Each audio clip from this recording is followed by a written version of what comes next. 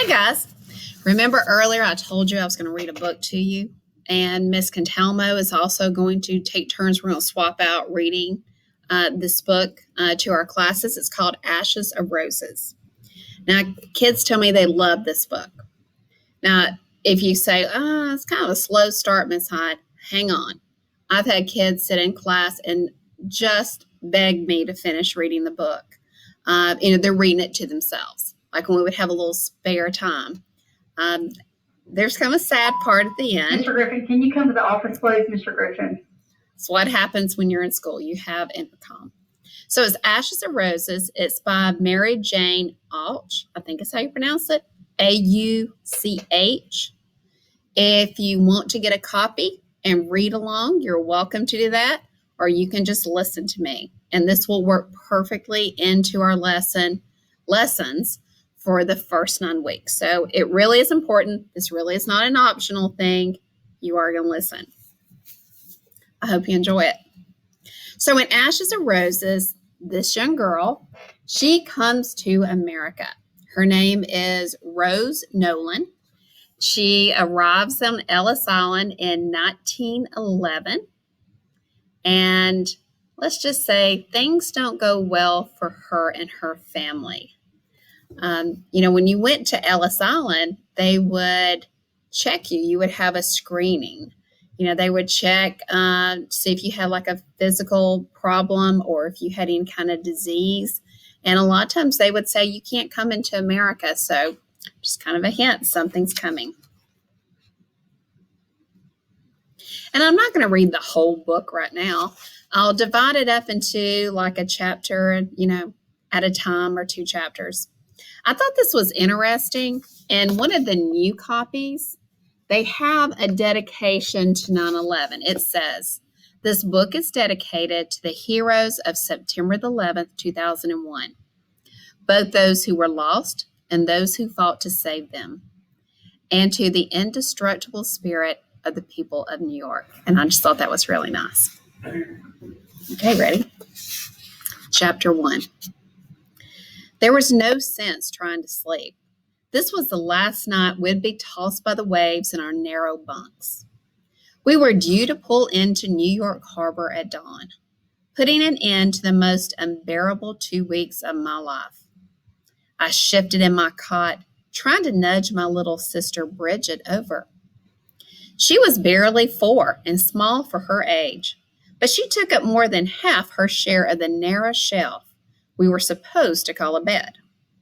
Ma had staked out a claim to 4 bunks in a row on the lower level when we first boarded the ship.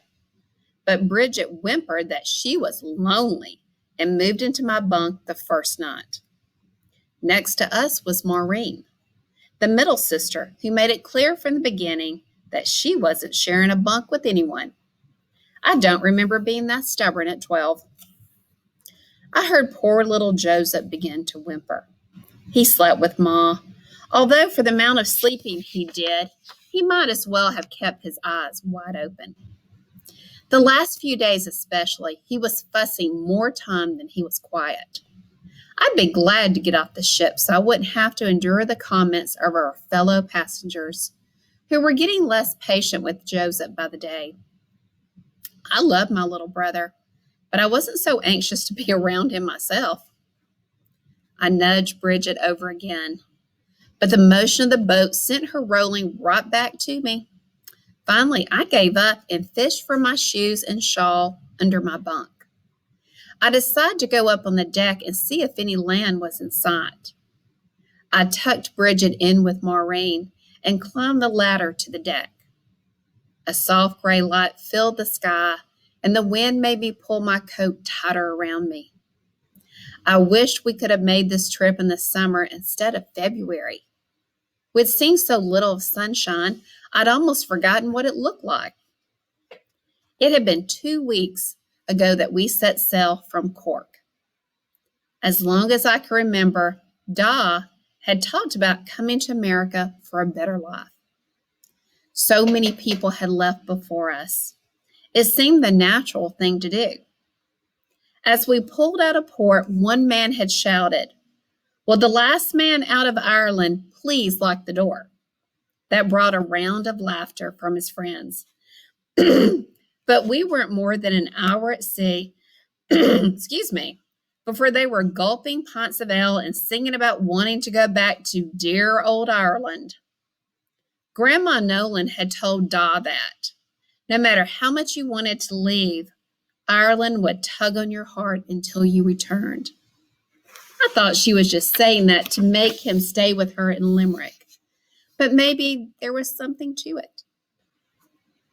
The deck was empty this last morning, except for an old man who always seemed to be there, as if watching for land would bring it on sooner. He was leaning on the rail, squinting into the wind. "See that?" he asked.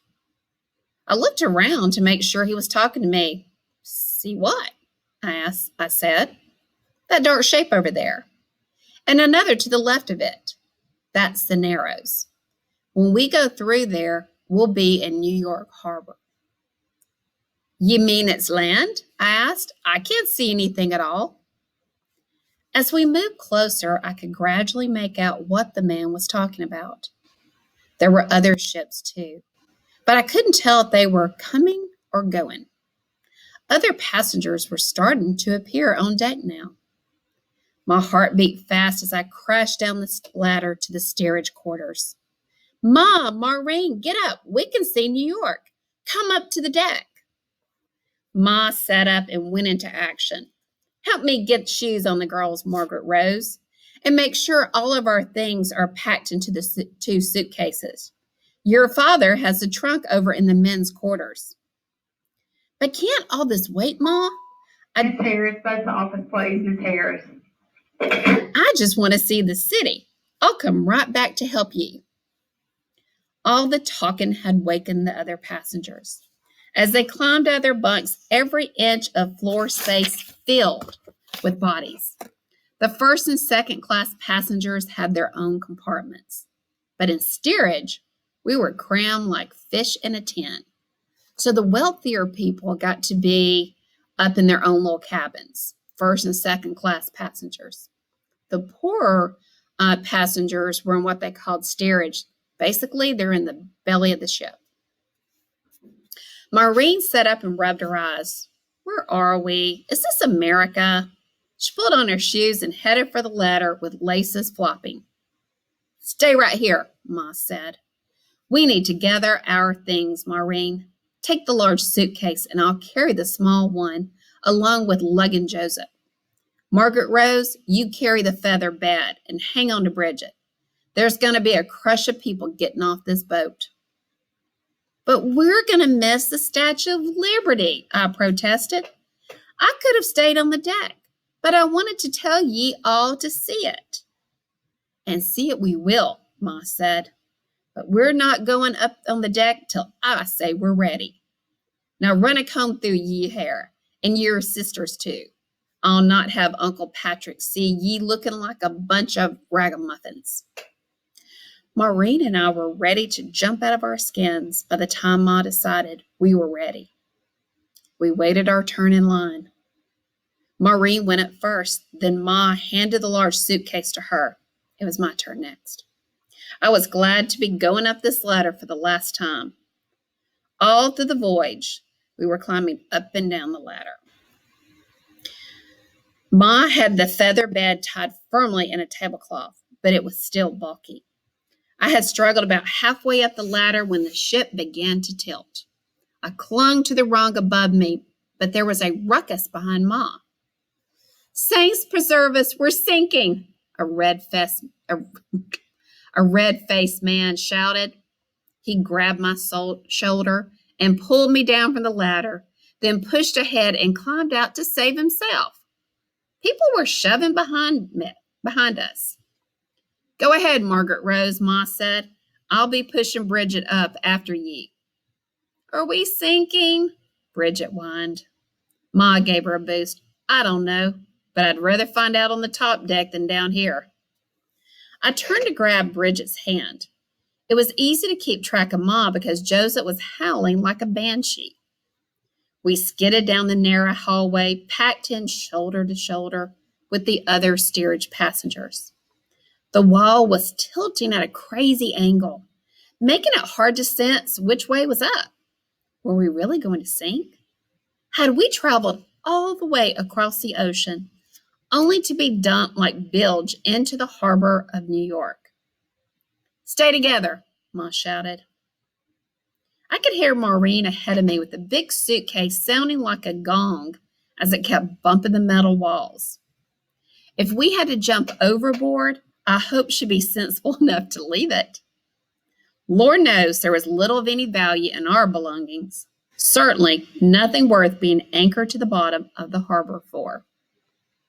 There was a throng pushing and shoving at the last stairwell. "Margaret Rose, I'm frightened," Bridget wailed. I gathered her up in my arms and shifted her to one hip so I could grab the iron railing to keep my balance.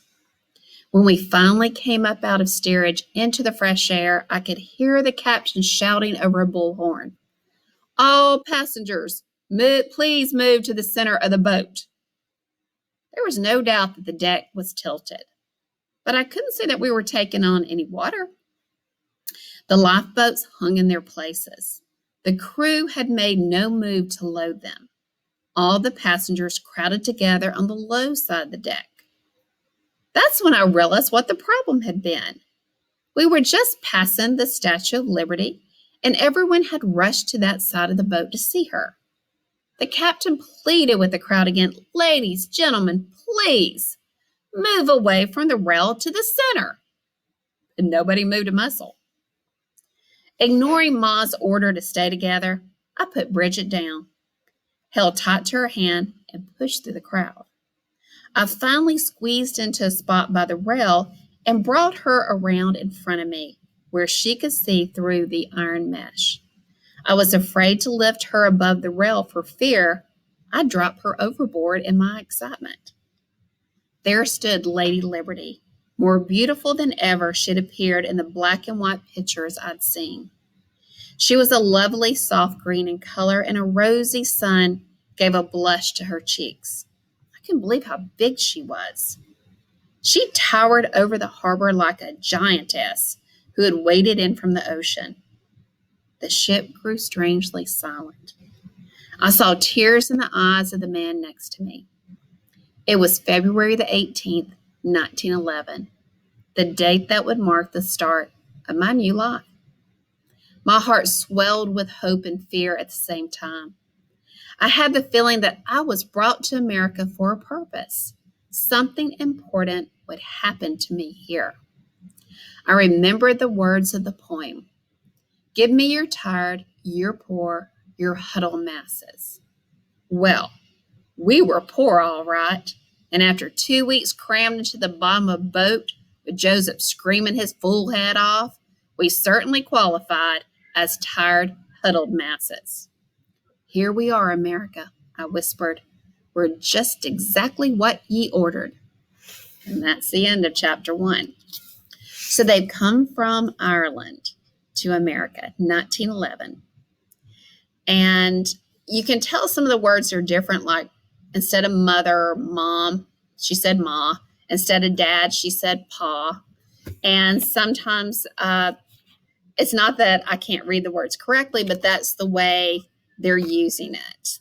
Like you're, ye. So just hang in with me. So that was chapter 1. That's as far as I'm going today. I think you're going to like the book. You'll get another chapter later. Bye, guys.